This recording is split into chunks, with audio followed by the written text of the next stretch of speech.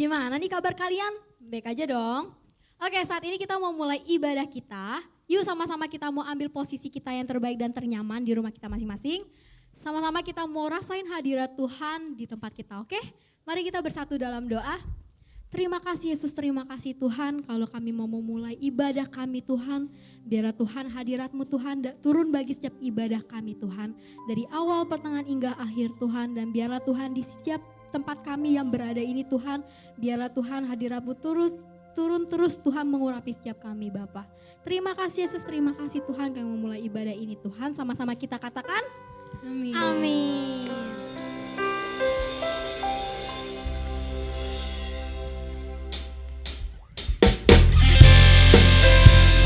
Walau di rumah tetap semangat, amin.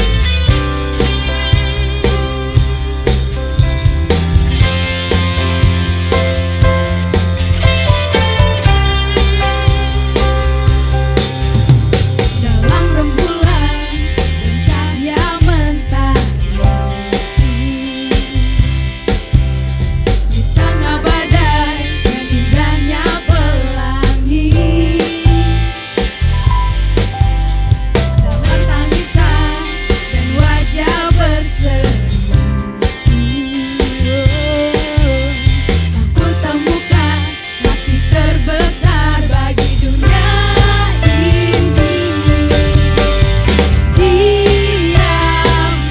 terpaku dan ku takjub akan kasih-Mu yang terkoyak dalam anugerah, hatiku milikmu. Indah ku terkagum dan ku bawakan hidupku yang membuat hatiku menjadi baru, bahagiaku mengenangmu. Kita ulang sekali lagi ya.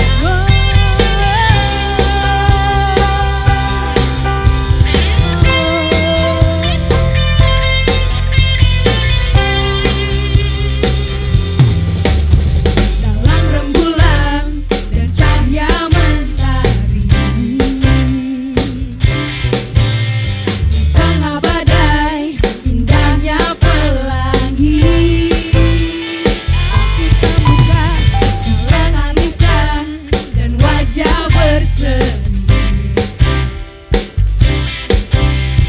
aku temukan kasih terbesar bagi dunia ini. Diamku terpaku dan ku takjub akan kasih-Mu yang tergores indah dalam anugerah, hatiku milikmu.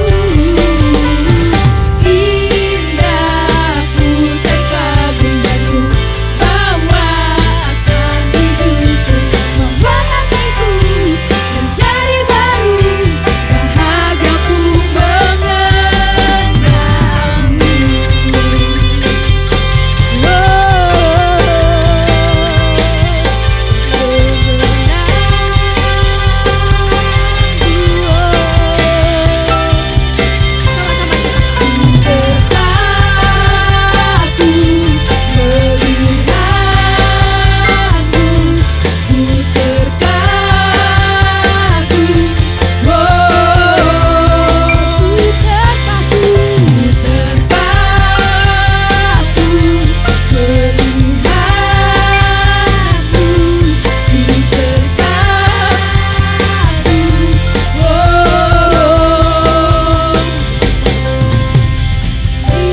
Diamku terpaku dan ku Takjub akan kasih-Mu yang tergores indah dalam anugerah, hatiku milikmu. Sama-sama kita katakan. indah ku terkagum dan ku bawakan hidupku, Kau membuat hatiku menjadi baru, bahagiaku mengenal. Diamku terpaku dan ku takjub akan kasih-Mu yang tergores indah dalam anugerah, hatiku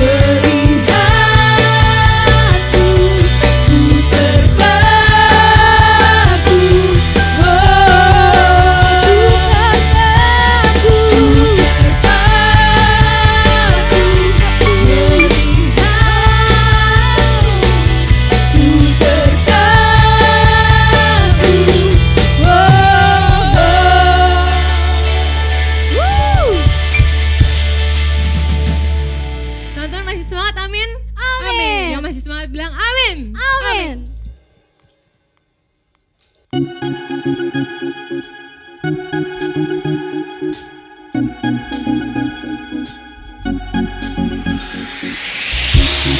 Night is falling, when fear is coming, still you're calling me. When faith is lost and my hope exhausted, you will be my strength. When my mind says I'm not good enough, God, you're enough for me.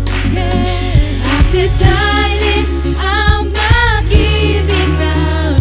You won't give up on me. You won't give up on me. Your love is going on and it won't let go. I feel it breaking down like an echo. Your love is going on and it won't let go. Feel it breaking down like an echo, echo in my soul.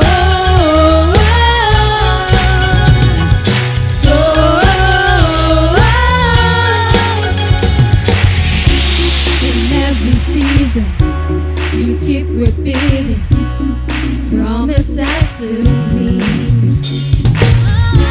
Now there's no stopping what you have started until it is complete. When my mind says I'm not good enough, God, you're enough for me. Yeah, I've decided I'm not giving up. You won't give up on me. You won't give up on me. Your love is going on, it won't let go. Feel it breaking down like an echo. Your love is holding on and it won't let go. Feel it breaking down like an echo, echo in my soul.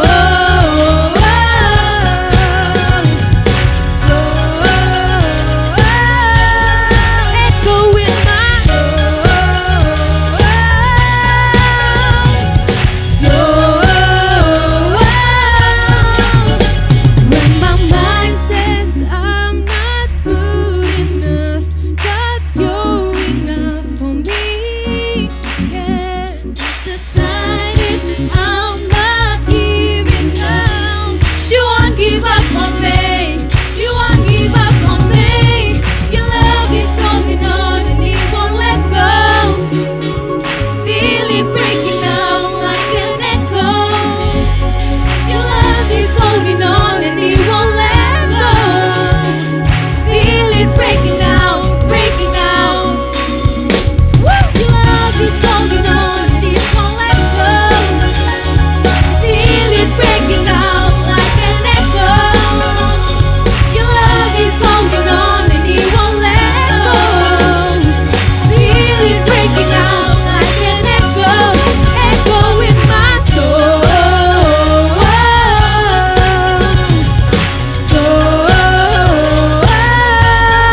Echo in my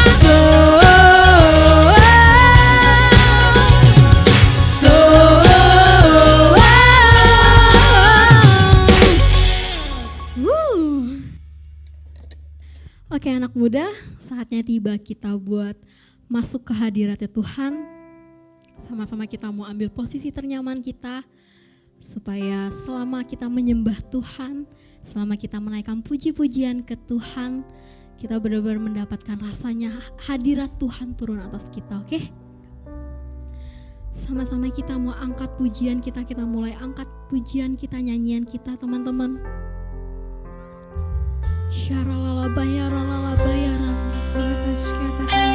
Kita mau bilang ke Tuhan, Tuhanlah jawaban dari setiap doa-doa kita teman-teman.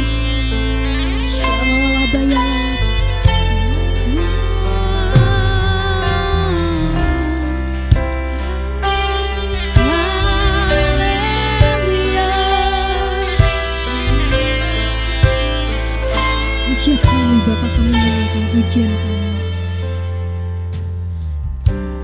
Kaulah jawaban di setiap doaku saat ku menyembah, Rohmu bekerja. Sama-sama kita mau angkat pujian kita teman-teman. Mulai-mulai kita fokus ke Tuhan, angkat pujian kita yang terbaik buat Tuhan. Sama-sama kita katakan, Engkaulah jawab setiap doa, setiap doa. Saat ku menyembah,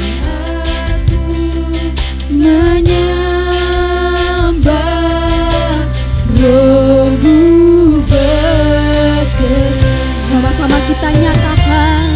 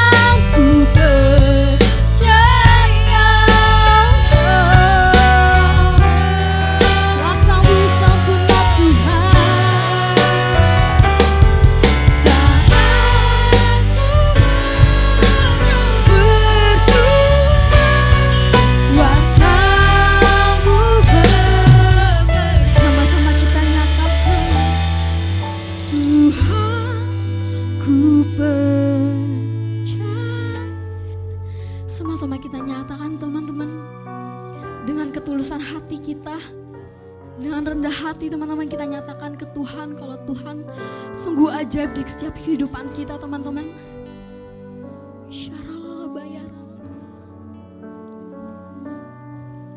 Kuasa-Mu Tuhan ku percaya, Tuhan ku percaya, kuasa-Mu sempurna saat ku berdoa, kuasa-Mu bekerja saat ku berdoa, saat ku berdoa, kuasa-Mu bekerja. Haleluya, haleluya, kuasa-Mu bekerja Tuhan, kami mau terus menyembah-Mu Tuhan. Haleluya, haleluya, oh haleluya, kuasa-Mu bekerja Tuhan bagi setiap kehidupan kami. Ya ralaba, ya ralalabo, ya ralaba, ya ralalabo, haleluya, haleluya, ya ralaba, ya ralabo.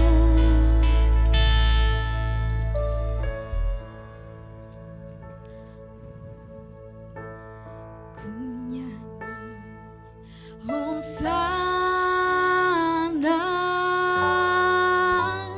bagi Rajaku yang duduk di tahta.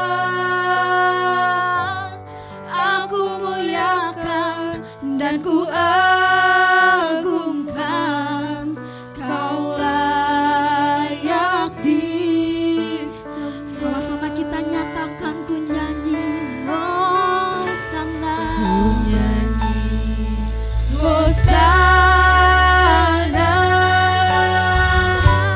bagi Rajaku yang duduk di tahta. Aku muliakan dan ku agungkan, Kau layak disembah. Oh, ku nyanyi Hosana Tuhan, ku nyanyi Hosana bagi Rajaku yang duduk di tahta.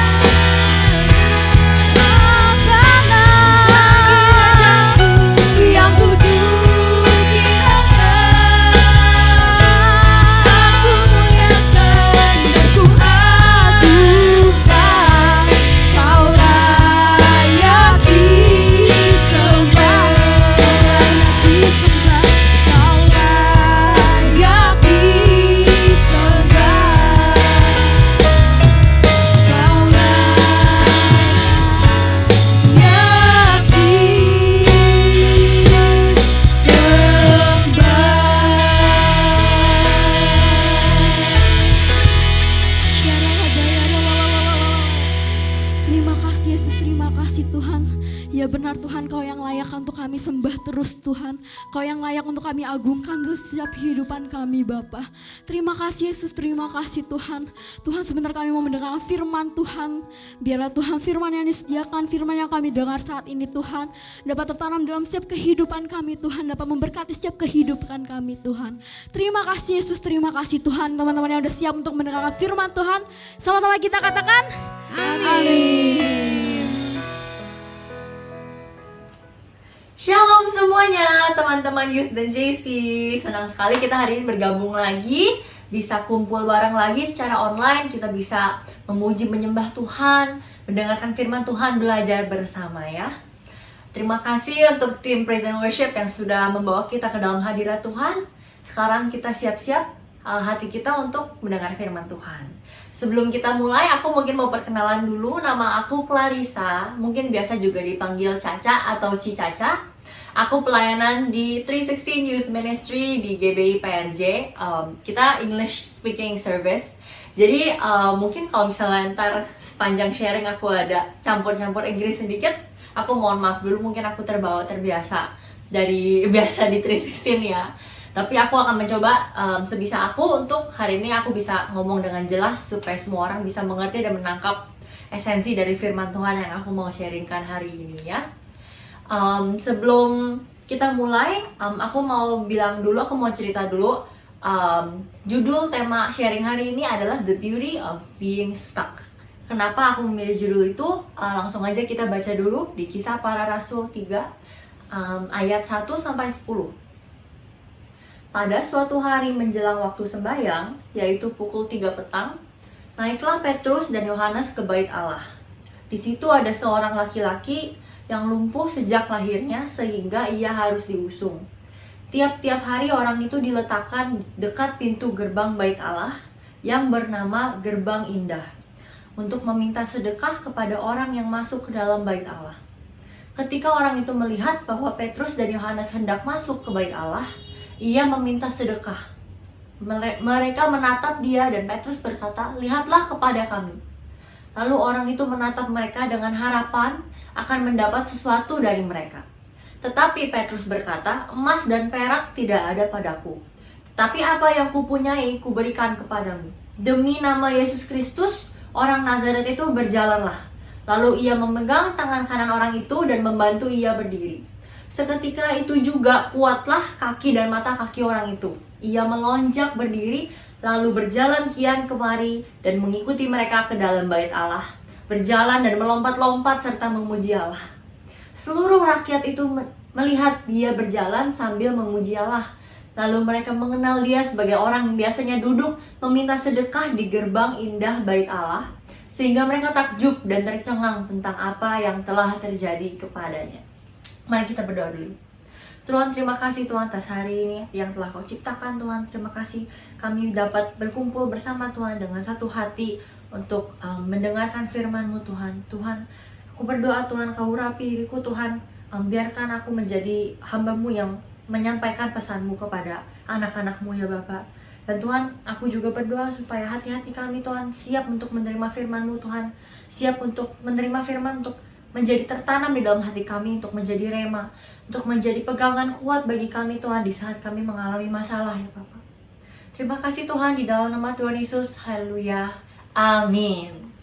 Oke, jadi tadi kita udah baca ayatnya dan sekarang aku jelasin lagi gitu. Kenapa sih judulnya The Beauty of Being Stuck? Mana ada sih orang stuck terus beauty gitu. Beauty kan kontras dengan stuck gitu. Nah, sebenarnya aku pertama baca ayat ini itu dalam bahasa Inggris, dan di bahasa Inggris itu nama gerbang itu kan tadi dibilang nama gerbang bait Allahnya itu Gerbang Indah. Nah, di bahasa Inggris itu dibilang The Beautiful Gate.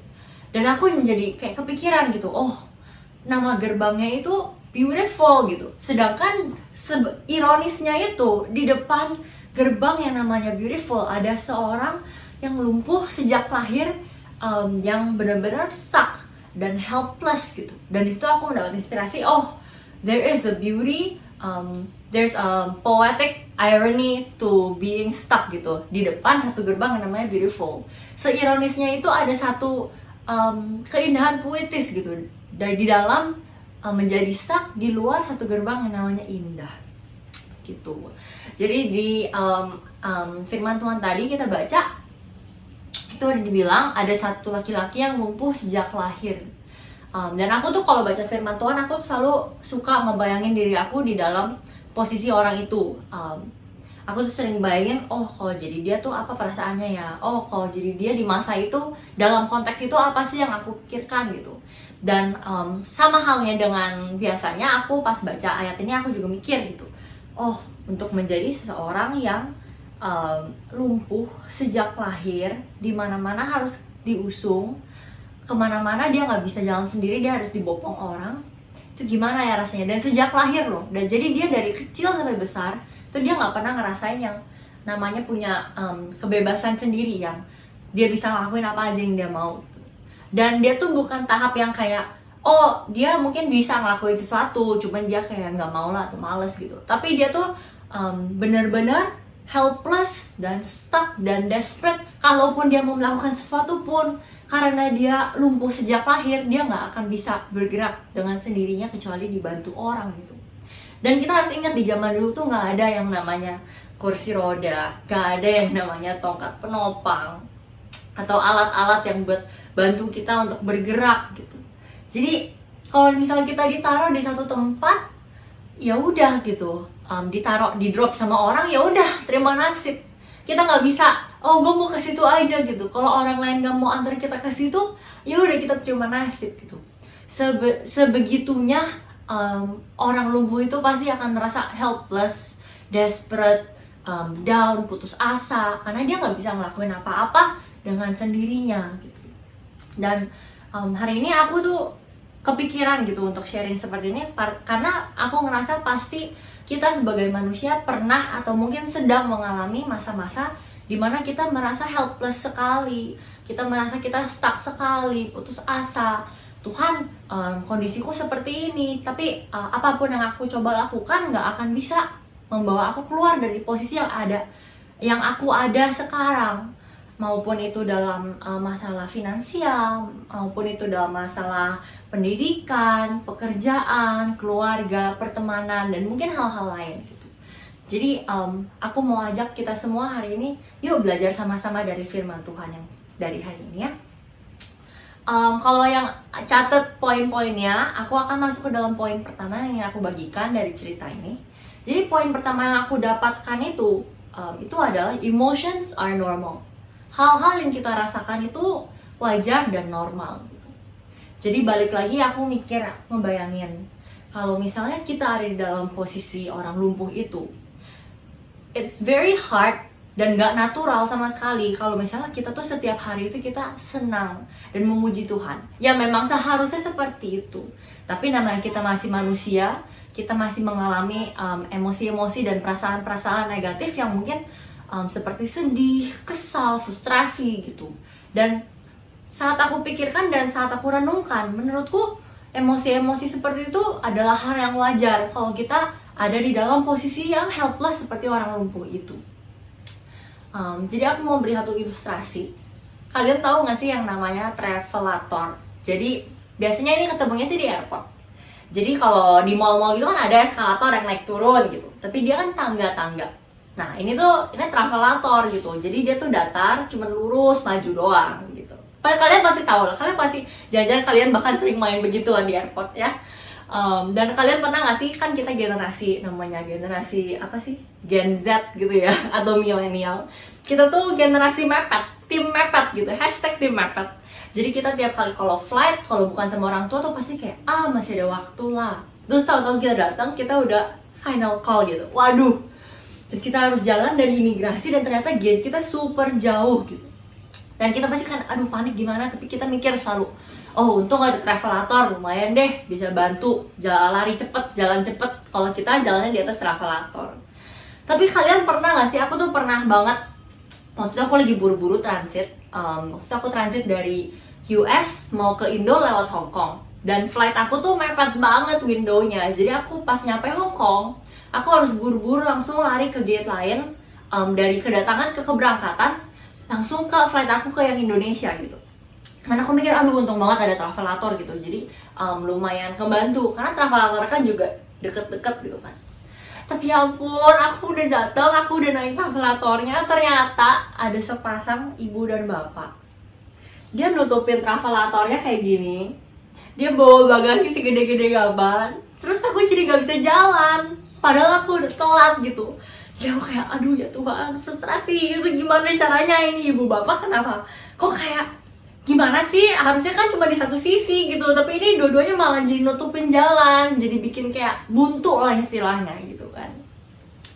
Dan satu hal lagi mungkin yang aku mau cerita juga, misalnya kalau kalian tinggal di Jakarta, kalian pasti udah gak asing lagi dengan yang namanya macet. Ya, macet di jalan tol, macet di jalan biasa, itu pasti sering banget, hampir setiap hari mungkin kita ketemuin ya macet gitu. Dan yang aku mau tarik dari poin-poin ini, mungkin kalian kayak, ini Cici apa sih random banget gitu ngomongin travelator, ngomongin tol. No, tapi the thing that I wanna discuss, hal yang aku mau sampaikan tuh, ada satu hal yang sama, ada persamaan yang bisa kita ambil dari travelator dan dari jalan juga. Dua hal itu adalah hal yang barang yang diciptakan untuk membuat pergerakan gitu, memang diciptakan untuk pergerakan gitu. Kalau travelator kan memang diciptakan untuk membantu jalan lebih cepat. Jalanan pun juga diciptakan supaya orang bisa lalu lalang di atasnya itu. Dan dua-duanya itu sama-sama hal pergerakan gitu.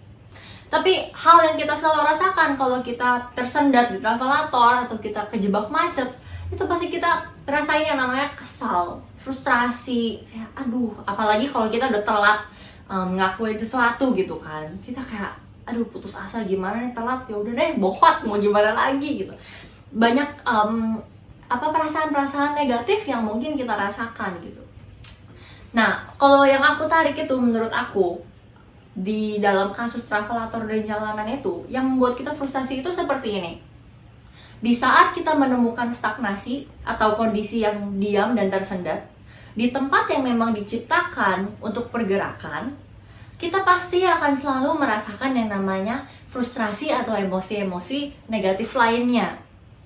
Coba sekarang kita aplikasikan pemikiran yang sama dari travelator sama dari jalan ke hidup kita gitu kan ya. Mungkin kita akan lebih mengerti kenapa sih kita tuh sering banget frustrasi kalau kita tuh mentok atau buntu atau putus asa atau kayak aduh udah gak tahu mau ngapain lagi, dan kita sering banget frustasi gitu. Menurutku alasan kenapa kita selalu kesal dan frustrasi dengan hidup kita di saat kita menemukan kebuntuan atau kita menemukan tidak ada jalan keluar atau kita menemukan keputusasaan seperti orang lumpuh itu sama halnya dengan travelator atau jalanan. Hidup kita itu diciptakan untuk yang namanya pergerakan. Apa sih Ci maksudnya pergerakan? Aku aja gak pernah olahraga. Oh sama, saya juga gak pernah olahraga. Tapi bukan itu maksudnya ya. Maksud aku itu seperti ini. Di Matius 28 ayat 19 kita ambil contoh. Itu di situ Tuhan memberikan kita amanat agung dan bunyinya seperti ini. Karena itu pergilah, jadikanlah semua bangsa muridku dan baptislah mereka di dalam nama Bapa dan Anak dan Roh Kudus. Ya. Terus abis itu lagi masih ada contoh lagi, Kisah Para Rasul 1 ayat 8. Itu di situ kita disuruh untuk bersaksi di Yerusalem, di Yudea, Samaria sampai ke ujung bumi. Dan bahkan bukan cuma di perjanjian baru, di perjanjian lama pun sama halnya. Di Ulangan 28 ayat 13 itu kita bisa dapetin sebagai orang percaya kita itu dijanjikan untuk diangkat menjadi kepala dan bukan ekor. Kita janjikan naik dan bukan turun gitu. Nah di hal-hal seperti itu, di ayat-ayat yang tadi kita baru baca, itu semua hal-hal yang kita dijanjikan dan kita diperintahkan oleh Tuhan, itu semua mengandung unsur pergerakan. Kita disuruh pergi, kita disuruh bersaksi ke Yerusalem, Yudea, Samaria gitu. Dan kita akan diangkat dan kita nggak akan direndahkan gitu. Nah itu semua kan ada unsur pergerakannya gitu. Dan kita juga sebagai anak-anak Tuhan, kita memang dipanggil untuk membawa orang kepada Tuhan. Kita harus menyaksikan kebaikan Tuhan ke banyak orang. Kita harus pergi gitu. Jadi memang hidup kita itu diciptakan untuk pergerakan, bukan hanya untuk diam dan stagnan gitu. Nah di saat kita mengalami yang namanya masalah, yang membuat kita buntu dalam hidup kita, yang kita menjadi mati langkah, kita nggak bisa bergerak ke kiri atau ke kanan, apapun yang kita lakukan kok hasilnya sama aja. Makanya itu kita menjadi frustrasi gitu. Tapi mungkin ada dari sebagian dari kalian yang bingung gitu. Dari poin aku kan dibilang emotions are normal. Hal-hal yang kita rasakan itu sangat wajar, sangat normal. Tapi ada mungkin yang mikir, tapi Ci, kan katanya kalau bersungut-sungut itu dosa, Ci. Kita kayak nggak boleh marah-marah, kita nggak boleh komplain, kita nggak boleh ngedumel gitu. Kata papa mama, kata kakak sekolah minggu dari dulu begitu gitu kan. Tapi aku mau bilang juga, kalian harus bisa membedakan, mengekspresikan perasaan kalian dan juga lawannya itu yaitu bersungut-sungut, marah-marah gitu. Kenapa aku bisa bilang kita boleh mengekspresikan perasaan kita itu? Karena aku mengambil contoh jatuh dari Alkitab gitu. Karena semuanya itu kita harus balik ke dalam firman Tuhan ya. Kita harus mencontoh apa yang tertulis di dalam firman Tuhan gitu. Contoh aja Ayub. Di saat Ayub itu dicobai dengan sangat berat. Waktu itu anak-anaknya diambil dari dia. Lalu harta-hartanya diambil Tuhan juga.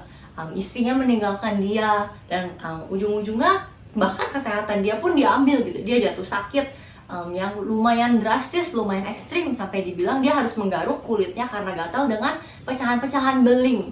Itu tuh sesuatu yang dari seorang yang mempunyai segalanya tiba-tiba diambil dan tidak mempunyai apa-apa gitu. Dan Ayub itu orang yang baik gitu. Jadi sebenarnya dia bukan dihukum Tuhan karena memang dia berdosa, tapi dia orang baik gitu. Jadi pasti dia akan sangat bingung apa yang terjadi, kenapa seperti ini gitu. Dan di buku Ayub itu kira-kira 34 pasal itu ada bolak-balik dia berbincang dengan teman-temannya yang datang untuk membantu dia melewati masa susah ini.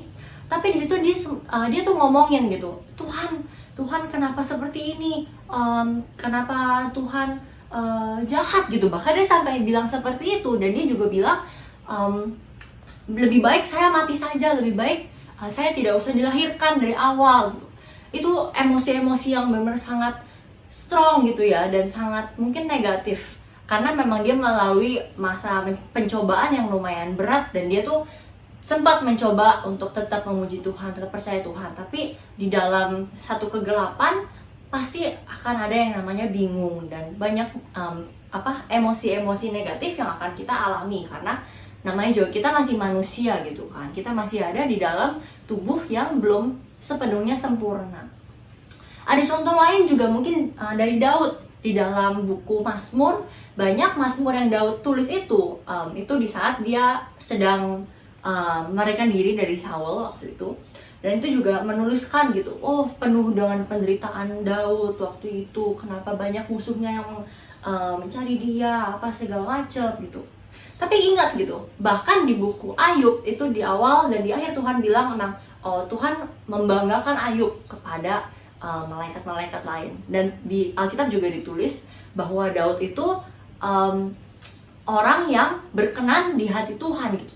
Lah, jadi kalau mereka ngelakuin itu, tapi kok mereka masih berkenan di hati Tuhan gitu kan? Itu ada satu kebingungan gitu. Tapi yang aku tangkap itu ada satu hal penting yang membedakan kita mengekspresikan perasaan kita dengan bersungut-sungut, dengan marah-marah gitu. Dan hal itu adalah tindakan kita setelah itu.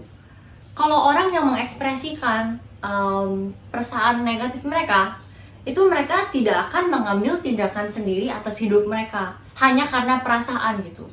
Jadi walaupun Ayub sudah dalam satu kesakitan, dia sudah putus asa, tapi dia juga tidak akan mengambil tindakan untuk lebih baik aku mati saja, terus dia membunuh dirinya sendiri gitu. Tidak.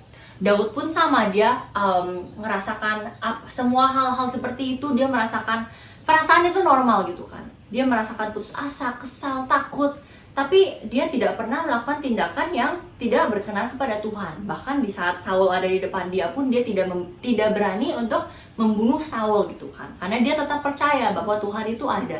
Tuhan itu berkuasa di bumi dan di surga. Dan Tuhan tuh berkuasa atas hidup kita gitu. Nah itu yang harus kita contoh gitu kan. Jadi apapun yang kita rasakan, kita harus tetap tidak bertindak atas kemauan kita sendiri hanya karena kita terdorong dengan perasaan-perasaan itu. Namun kita malah harusnya itu merendahkan hati kita untuk mencari Tuhan, mendengar perkataan Tuhan. Tuhan mau ngomong apa sih ke kita? Di balik semua masalah ini apa yang Tuhan mau sampaikan ke kita? Dan ini akan membawa aku ke dalam poin kita yang kedua ya. Poin aku yang kedua itu, kita harus fokus kepada Tuhan. Di saat kita putus asa, di saat kita merasa kita stuck, dan kita nggak ada jalan keluar, kita nggak boleh fokus kepada masalah kita. Seberapa besarnya masalah kita itu, it doesn't matter. Kita nggak boleh fokus dan terpaku hanya dalam masalah kita. Tapi kita harus cari wajah Tuhan. Kalau kalian lihat tadi di Kisah Para Rasul 3 yang kita baca tentang orang lumpuh itu, di ayat 4, itu dikatakan, lihatlah kepada kami. Petrus bilang kepada orang lumpuh itu, lihatlah kepada kami. Look at us. Jadi kita tuh kalau menemukan masalah, jangan kita malah terpaku dengan masalah dan berpikir, aduh kalau papaku masih digaji setengah terus, aku nggak akan bisa bayar uang sekolah, aku nggak akan bisa lanjut sekolah. Atau kayak, aduh kalau pandemi ini masih berlanjut, aku nggak akan bisa kuliah sesuai dengan rencanaku nih, aku nggak bisa ke luar negeri misalnya, kalau itu memang rencana kalian gitu kan. Atau aduh kalau ini masih harus di rumah terus karantina, ntar yang ada papa sama mama tambah sering berantem nih, ntar malah lama-lama bisa jadi pisah lagi. No, kalian jangan pikirkan dan jangan berandai-andai untuk membesarkan masalah kalian sendiri. Tapi yang harus kita lakukan itu semua tetap harus berpegang kepada Tuhan. Karena Tuhan juga berbicara gitu kan, melalui Petrus kepada orang lumpuh itu, look at me, focus on me, lihatlah Tuhan, carilah wajah Tuhan, pandanglah Tuhan. Seperti itu. Mungkin sekarang kita boleh buka lagi Kisah Para Rasul pasal yang ke-27 ayat yang 20. Ini akan menjadi ayat tambahan. Mungkin konteksnya aku jelasin aja. Waktu itu Rasul Paulus lagi berlayar menuju pulau Kreta di Yunani. Dan itu dia lagi terjebak di angin badai, dia lagi di atas kapal dan dia terjebak di dalam angin badai gitu kan. Di ayat 20 itu dia bilang seperti ini. Setelah beberapa hari lamanya, baik matahari maupun bintang-bintang tidak kelihatan. Dan angin badai yang dahsyat terus-menerus mengancam kami. Akhirnya putuslah segala harapan kami untuk dapat menyelamatkan diri kami. Di ayat itu dikatakan, di saat matahari dan bintang hilang, harapan mereka pun hilang gitu. Jadi samanya seperti kita gitu. Di saat kita kehilangan hal yang memberikan kita arah dan harusnya menuntun kita, kita akan hilang harapan untuk kita bisa bangkit lagi dan menyelamatkan diri kita sendiri. Dan di saat kita melihat sesuatu yang biasanya menjadi titik fokus kita, biasakan matahari dan bintang-bintang itu paling penting untuk orang yang berlayar untuk tahu arahan, tahu jalan gitu kan. Tapi di saat kita nggak bisa ngelihat itu lagi, kita akan hilang arah. Sama dengan kita di saat kita ada dalam masalah. Biasanya masalah itu kan artinya ada kegelapan dan kita nggak bisa melihat titik terang, kita nggak bisa melihat jalan keluar gitu. Kalau kita nggak melihat Tuhan sebagai tempat yang kita bisa mencari arahan, kita akan hilang harapan gitu. Dalam masa kelam, hal yang paling penting untuk kita punya itu harapan dan pegangan. Ya, karena menentukan akhir cerita perjuangan kita itu bukan apa yang kita lalui, melainkan apa dan siapa yang kita dengarkan. Ulang lagi sekali lagi ya, ini lumayan sangat dalam. Yang menentukan akhir cerita perjuangan kita itu bukan apa yang kita lalui, melainkan apa dan siapa yang kita dengarkan. Mau seberapa kecil masalahmu, kalau mau seberapa sepele masalahmu, kalau kamu tidak punya pegangan dan arahan yang kuat, dan kamu tidak punya orang atau satu pegangan untuk siapa sih yang memberitahu kita apa yang harus kita lakukan, gak ada yang bisa menjadi titik terang untuk kita akan gampang banget kebawa dengan kiri kanan tertiup angin badai gitu, dan kita akan melenceng gitu. Tapi seberapa besarnya masalah pun yang kita lalui, kalau kita punya pegangan yang sangat kuat dan kita punya titik fokus yang sangat paten gitu, kita tahu kita fokusnya hanya ke satu tempat itu doang, yaitu Tuhan, Tuhan itu menjadi titik terang kita. Kalaupun kita jalan dan kita tertiup angin badai, kalau kita tahu kita harusnya ke arah situ, kita pasti akan balik lagi ke arah situ. Jadi kita tidak akan kehilangan arah kita. Kita tahu kita harus ke arah mana. We need to know where we need to go. Kalau kita mau keluar dari satu masalah, kita harus tahu kita harus kemana dan ke arah mana untuk bisa keluar dari masalah itu. Dan kita tahu Tuhan adalah terang, Tuhan adalah solusi dari segala masalah kita gitu. Jadi kita harus punya pegangan yang sangat kuat. Maka itu, carilah terus wajah Tuhan. Berilah Tuhan 100% dari semua perhatian kita. Janganlah perhatianmu terbagi, oh saya fokus ke Tuhan tapi masalah saya juga saya kasih fokus gitu loh. Jangan seperti itu, mendingan kita langsung kasih fokus kita 100% ke Tuhan gitu. Perhatian kita 100% ke Tuhan. Karena kenapa? Kalau kita memperhatikan apa yang Tuhan bicarakan kepada kita, di saat kita mendengar dengan hati yang siap menerima, Tuhan akan memberikan kita hal yang jauh lebih dari yang kita ekspektasikan. Give God your attention, because when God has your attention, He can give you so much more than what you expected to receive. Di saat kita berikan Tuhan hati kita, pikiran kita, semua kedagingan kita juga bahkan, semua kecemasan, semua khawatiran kita kepada Tuhan, kita 100% fokus hanya kepada Tuhan. Tuhan akan mengubah yang tadinya adalah keterpurukan dan kebuntuan menjadi sesuatu yang indah, yang lebih dari yang kita bisa bayangkan. Balik lagi ke poin yang untuk mempunyai pegangan kuat. Kalian tahu gak sih perumpamaan orang yang membangun rumah di atas batu versus di atas pasir? Kalau kalian nggak tahu, silakan ini kalau mau di pause boleh pause, enaknya YouTube video gitu kan, bisa di pause. Kalian bisa buka Matius 7 ayat 24 sampai 27. Tapi kalau kalian tahu, kita lanjut aja. Jadi di situ inti dari ceritanya itu kan dia bilang orang yang bijak yang mendengar firman Tuhan dan melakukan firman Tuhan itu seperti orang yang membangun rumah di atas batu yang kuat gitu. Sedangkan orang yang tidak bijak, yang mendengar firman Tuhan tapi tidak melakukannya itu seperti orang yang membangun rumahnya di atas pasir gitu. Dan orang yang membangun rumah di atas batu itu rumahnya kokoh. Kalau menghadapi angin badai, hujan, banjir, rumahnya akan tetap berdiri teguh dan kuat gitu. Nah sama dengan itu gitu, di saat kita fokus kepada Tuhan, di saat kita melakukan firman Tuhan, di saat kita tahu apa yang harus kita lakukan, karena kita mendengar Tuhan, karena kita fokus kepada Tuhan, ngerti gak? Karena kita fokus, kita mendengar suara Tuhan, kita tahu apa yang harus kita lakukan, dan kita melakukannya.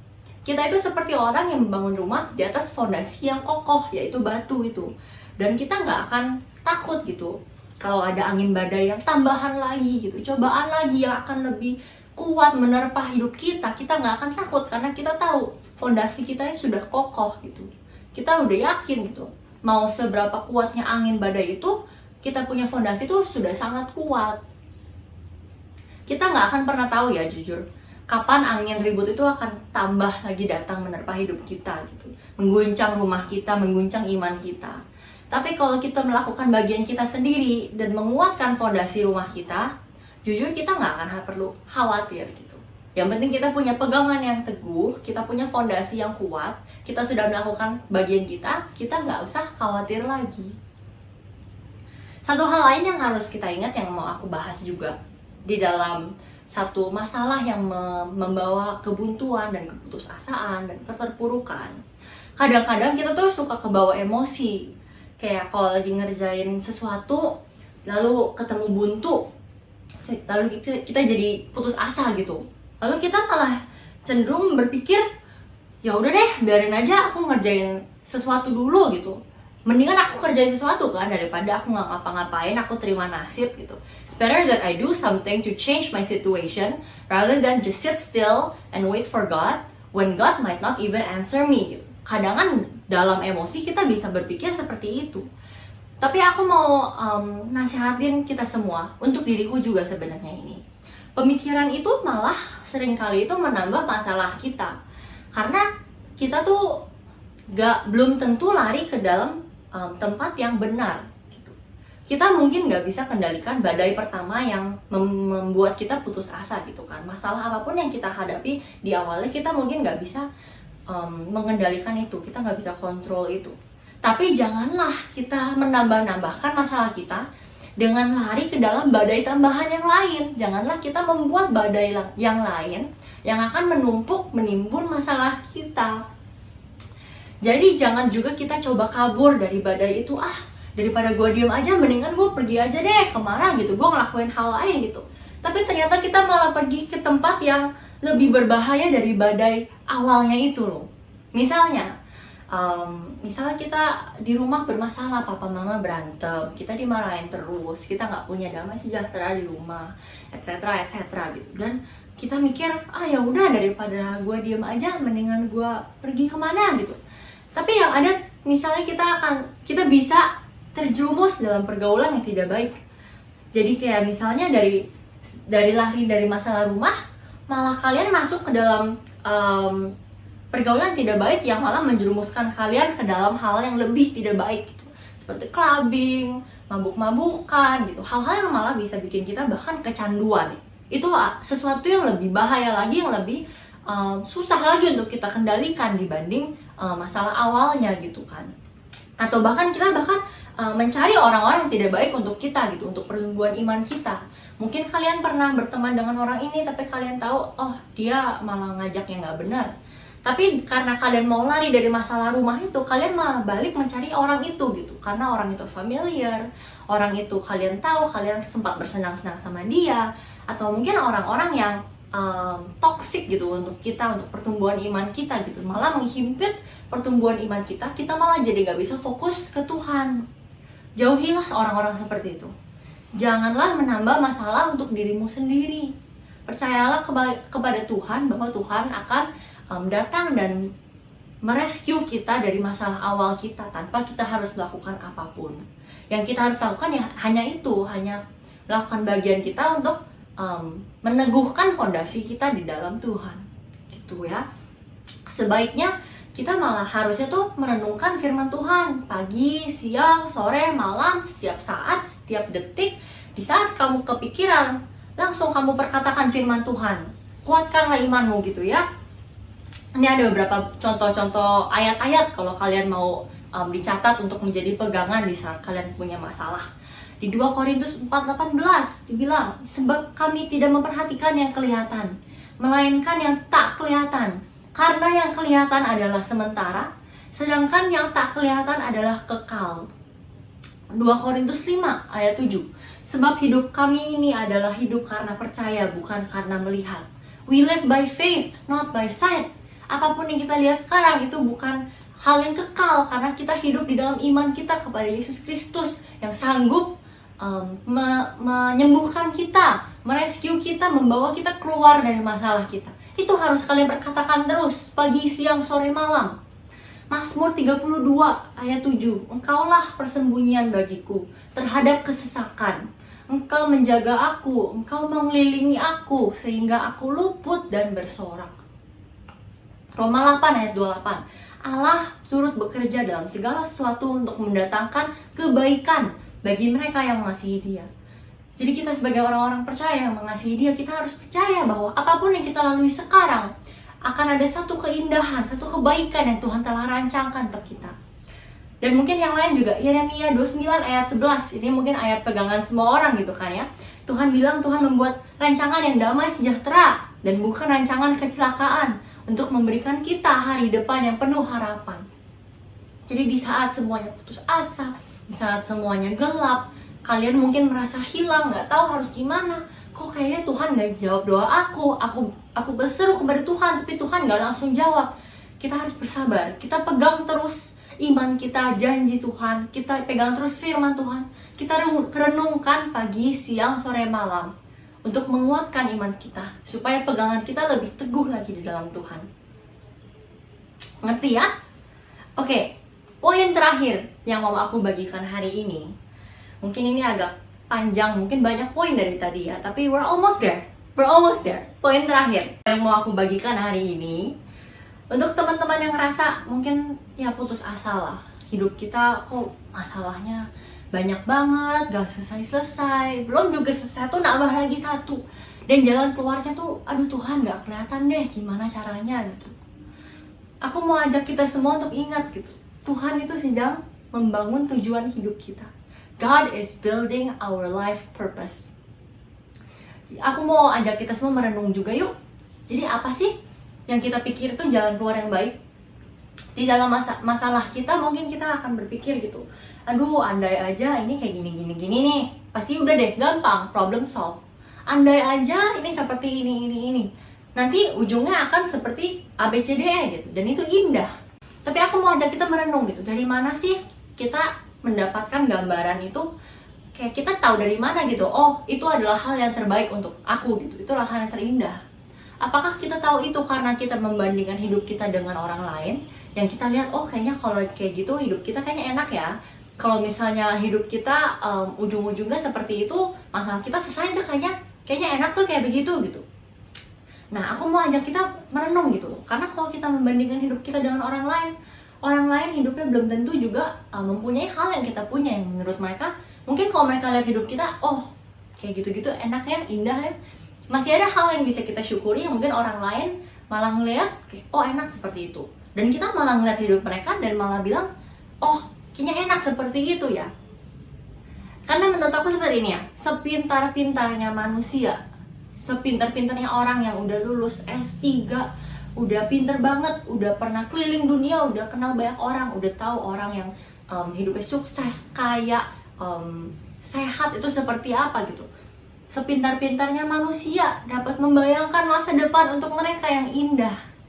Aku jamin 1000% pasti akan jauh lebih indah rancangan yang Tuhan sudah punya untuk kita. Dan ini akan menjadi satu hal yang kita tidak akan pernah bisa bayangkan. Karena sepintar-pintarnya manusia, otak kita itu masih limited, kita tuh masih terbatas. Kita nggak akan bisa mencoba untuk mengerti rancangan Tuhan yang begitu besar, yang begitu berkuasa atas seluruh semesta gitu. Di langit, di bumi, di lautan, semua hal-hal kompleks yang sedang dia urus, yang sedang dirancangkan untuk kita nggak akan bisa mengerti dengan sepenuhnya, fully understand apa yang sedang dia rancangkan untuk kita gitu. Jadi hal yang kita bisa ingat, kita hanya bisa percaya bahwa Tuhan sedang membangun tujuan hidup kita yang ujung-ujungnya akan menjadi sesuatu yang dapat memuliakan nama Tuhan. Karena memang tujuan hidup kita itu untuk memuliakan nama Tuhan, membawa orang-orang yang tidak percaya Tuhan kepada Dia gitu kan. Jadi ingat, apapun yang Tuhan izinkan terjadi dalam hidupmu itu bisa dipakai untuk memuliakan nama Tuhan. Mungkin ke depannya dengan kalian melalui masalah ini, karakter kalian sedang dibentuk gitu, supaya kita tahan banting di masa depan. Ya mungkin aja gitu, kita bisa berandai-andai gitu kan. Dengan kita mengalami masalah ini, kita akan tahan banting. Jadi ntar waktu kita udah masuk dalam dunia pekerjaan, atau mungkin masuk ke dalam profesi yang kita mau, kita sudah tahan banting kiri kanan. Apapun yang masalah yang kita hadapi, kita akan tetap pegang teguh. Dan Tuhan bisa angkat kita karena itu gitu ya. Atau mungkin bisa juga hidup kita mau dipakai untuk menjadi kesaksian kebaikan Tuhan untuk orang lain gitu. Dengan orang lain tahu dulunya hidup kalian misalnya bobrok, kok nyangkut begitu-begitu aja, kagak naik-naik gitu. Masalahnya nggak selesai, tapi dengan kita memperlihatkan iman kita yang kuat kepada Tuhan gitu, dan Tuhan akan meluputkan kita dari masalah. Dan orang itu akan melihat, dulu dia nggak begitu loh, dia dulu putus asa, masalahnya banyak banget loh, tapi kok bisa ya dia bangkit ya.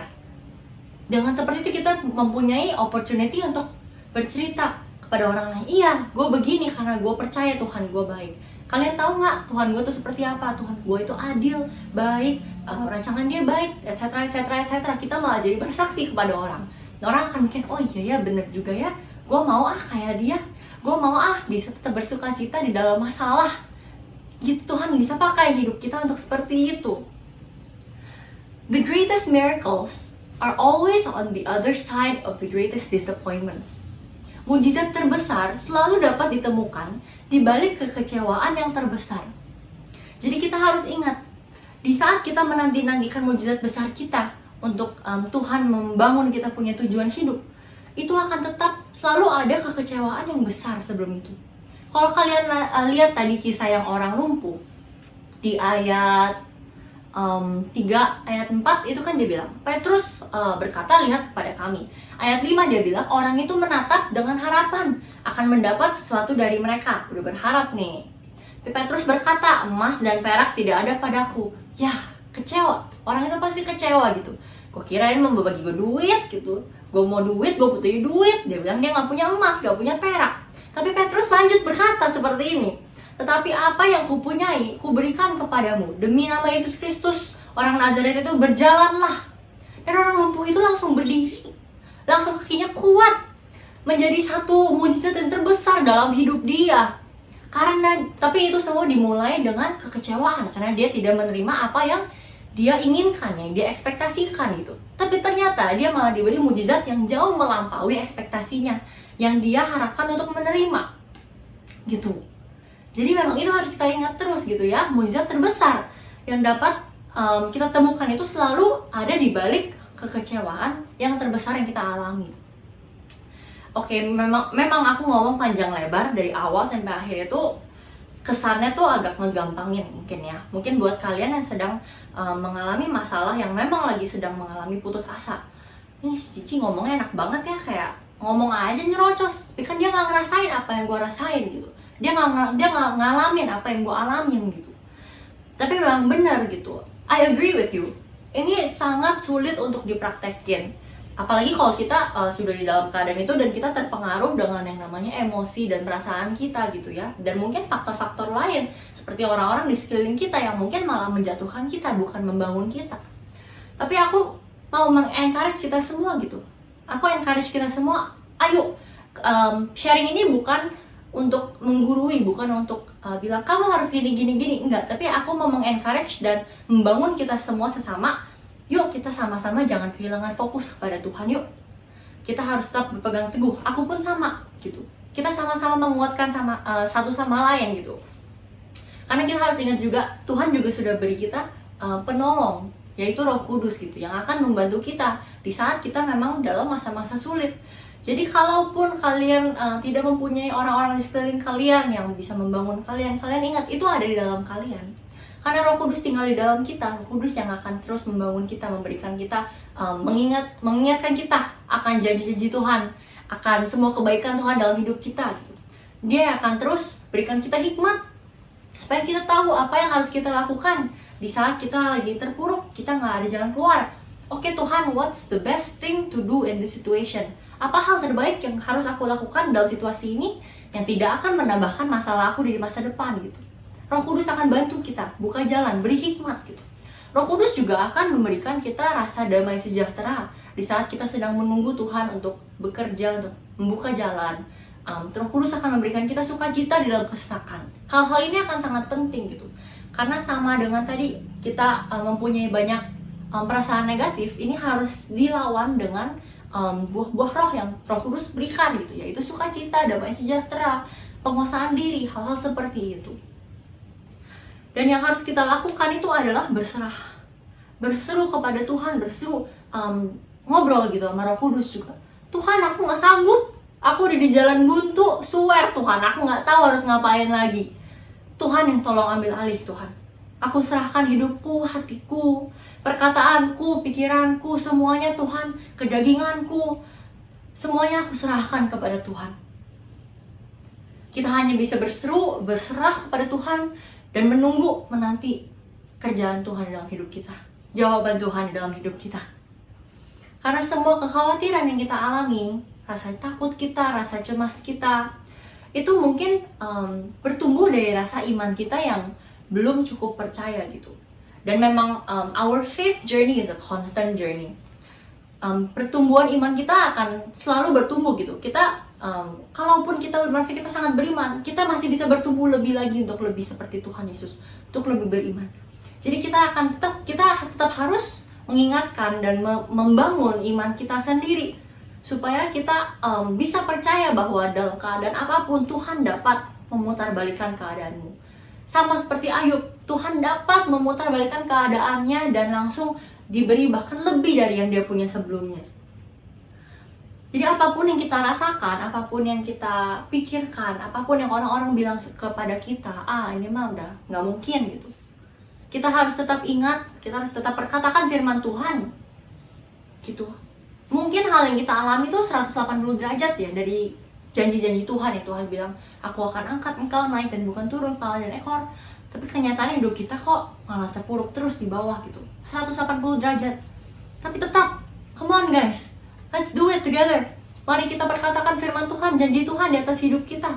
Kita dorong diri kita terus. Kalaupun hati kita, perasaan kita lagi gak enak, lagi ngamut untuk berkata-kata seperti itu, kita dorong. Push your souls to bless the Lord. Karena kita tahu, di saat kita jatuh dan terpuruk, there is nowhere else to go but up. Let's say it, I want to say it again. Di saat kita jatuh ke dalam lembah-lembah, we know there's nowhere else to go but up. Gak ada jalan lain buat gak bisa ke bawah lagi. Pasti harus naik gitu. Gak akan kita bisa jatuh lebih dalam lagi. Karena Tuhan akan angkat gitu. Seperti orang lumpuh tadi. Begitu dia sudah menerima gitu, mujizat terbesarnya itu, dia diangkat. Dia diangkat oleh Petrus. Kakinya menjadi kuat. Dan dia bahkan melompat-lompat masuk ke dalam bait Allah dengan sukacita, dengan rasa bersyukur. Kita harus percaya satu hari kita akan seperti itu. Karena kita juga tahu di hari-hari akhir, Tuhan sendiri yang akan menghapus setiap air mata. Dan kita akan diberikan mahkota kehidupan kalau kita tetap setia kepada Dia dan pegang janji-janji Dia. Cukup segitu aja sharing aku hari ini. Semoga kita semua diberkati. Terus kita akan let's build each other up together. Kita bangun sama terus dalam janji Tuhan. Dan jangan lupa doakan temanmu juga. Doakan sesama temanmu dalam seperjuangan. Yuk mari kita tutup ibadah ini dalam doa. Tuhan, terima kasih Tuhan atas firman-Mu yang telah Kau berikan kepada kami di dalam surat cinta-Mu Tuhan. Tuhan, kami mau terus berjanji untuk terus merenungkan janji-Mu dan firman-Mu Tuhan pagi, siang, sore, dan malam Tuhan. Supaya menjadi kekuatan untuk kami di masa-masa kelam ya Bapak. Tuhan, biarlah semua yang telah kami omong dan bicarakan hari ini Tuhan, supaya tertanam dalam hati kami Tuhan. Supaya di dalam saat-saat kegelapan Tuhan ini akan menjadi pegangan kami Tuhan, supaya kami tahu kemana kami harus berjalan ya Bapak. Terima kasih Tuhan, dalam nama Tuhan Yesus, haleluya, amin. Happy Sunday everyone, God bless you, bye bye, see you next time.